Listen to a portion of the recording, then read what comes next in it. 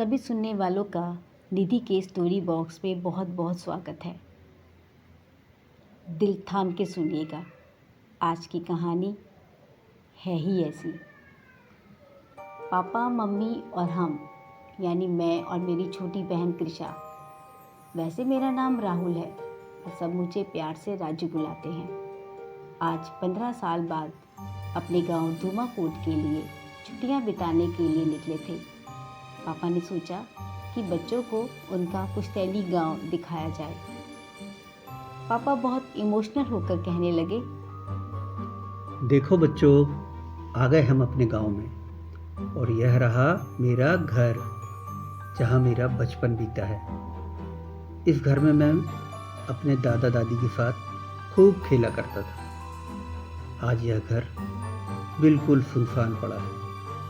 मेरे दादा दादी और माँ बाबूजी अगर आज इस दुनिया में होते तो तुम दोनों को देखकर कितना खुश होते। पापा का इतना कहना था कि तभी अचानक गांव के लोग घर के बाहर इकट्ठा हो गए। पापा ने सोचा शायद हमसे मिलने आए होंगे, पर उन सब के चेहरे पर हमसे मिलने की खुशी दिखाई नहीं दे रही थी। तभी गांव के प्रधान जी भी आ गए और बोले, प्रशांत, तुमने अपने आने की कोई खबर तक नहीं दी। क्या करूं प्रधान जी, गांव की बहुत याद आ रही थी। सोचा कि बच्चों को भी गांव घुमा लाऊं और इस बार की छुट्टियां हम सब गांव में ही बिताएं। साथ ही साथ आप लोगों से मिलना जुलना भी हो जाएगा। प्रशांत, जब से तुम्हारा परिवार खत्म हुआ है तब से तुमने अब तक अपने घर की कोई खोज खबर तक नहीं ली। कैसे लेता प्रधान जी? इतना बड़ा हादसा जो हुआ था, पूरा का पूरा पहाड़ गिर गया। मेरे परिवार के साथ साथ गांव के कितने ही परिवार खत्म हो गए। मैं तो इतना डर गया था कि अपनों के खोने के बाद अपना घर भी बेगाना सा लगने लगा था। प्रशांत, मैं समझ सकता हूँ तुम्हारी दर्द को, लेकिन अब तुम्हारा यह घर रहने लायक नहीं रहा। गांव वालों ने तुम्हारे घर के आसपास से गुजरना तक बंद कर दिया है। गांव वालों का कहना है कि रात को यहाँ अजीब सी आवाज़ें आती हैं, कभी कुछ खनखनाने की तो कभी कुछ फड़फड़ाने की, कभी कोई सरसराहट तो कभी कुछ फुसफुसाहट। बस यही वजह है कि गांव के सभी लोग तुम्हारे इस घर के पास से भी गुजरने से डरने लगे। यह सुनते ही चौंक कर मैं बोल पड़ा, प्रधान अंकल, पर यह कोई भूतिया घर नहीं है, मेरे दादा दादी का घर है। बेटा, तुम कुछ नहीं जानते, अभी बहुत छोटे हो। मम्मी मुझे और कृषा को लेकर अंदर चली गई।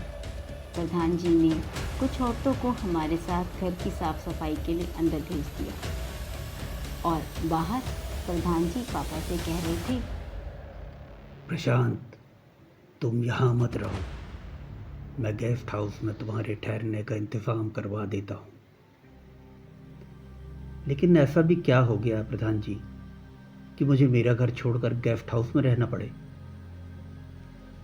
घर के अंदर यहाँ वहाँ बिखरी हुई चीज़ों को कृषा उठा उठाकर कौतूहलवश देखने लगी।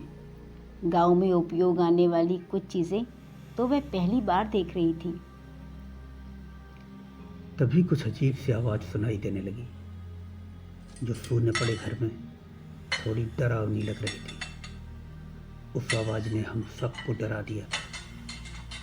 गांव के जो लोग वहाँ मौजूद थे वे भी उस आवाज़ को सुनकर भाग खड़े हुए। जो औरतें साफ सफाई करने आई थी वे भी अपना काम जहाँ का तहाँ छोड़कर भाग गई। प्रधान जी ने भी घबराते हुए कहा, प्रशांत, तुम्हें जहाँ रहना है तुम रहो, अगर किसी चीज़ की ज़रूरत पड़े तो मुझे बता देना। ऐसा कहकर वो भी चुपचाप निकल लिए। उधर कृषा ऊपर वाले कमरे में सीढ़ियों के पास खड़े होकर सहमी सी धीरे धीरे सीढ़ियों पर लुढ़कती हुई चिलम को टकटकी लगाए देख रही थी। तब जाकर हमें मुआवरा समझ में आया कि यह आवाज़ दादाजी की चिलम की थी, जो उत्सुकता से देखते हुए कृपा के हाथ से छूटकर नीचे गिर गई थी और गोल गोल घूमते हुए सीढ़ियों पर लुढ़क रही थी। मम्मी चुपचाप घर की साफ सफाई और हमारे लिए खाना बनाने में लग गई। हम सब मिलकर घर को सेट करने में बिजी हो गए और भूल गए कि गांव वालों ने क्या कहा था।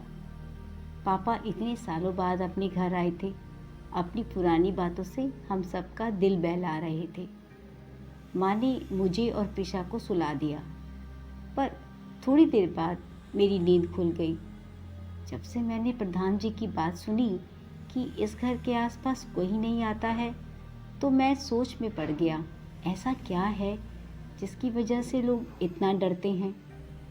फिलहाल मैं सोने की कोशिश करने लगा। तभी मैंने देखा कि मम्मी और पापा सोए नहीं हैं और आपस में बातें कर रहे हैं।